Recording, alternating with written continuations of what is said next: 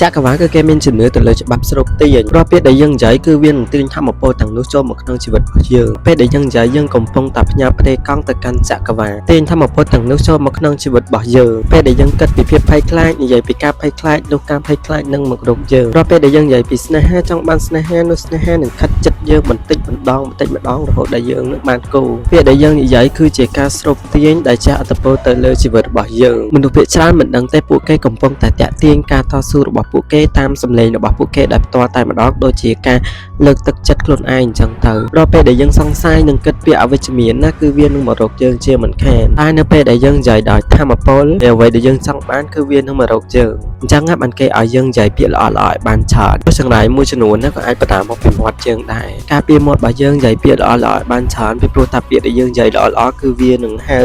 មកចិត្តខ្លួនយើងអ្នកគ្នាត្រូវចាំថាមាត់របស់យើងហើយគឺជាការស្រូបទាញដែលជះឥទ្ធិពលទៅលើជីវិតរបស់យើងខ្លាំងមែនទែនបើយើងនិយាយល្អគឺយើងនឹងល្អនិយាយអាក្រក់ក៏បានអាក្រក់នឹងឯងតែត្រូវចាំមកច្បាប់ស្រូបទាញនេះគឺវាមានតែលើអារម្មណ៍ប៉ុណ្ណោះទឹកថាគិតចង់បានលុយគិតតែពីលុយឯងលុយ100គឺអត់ទេ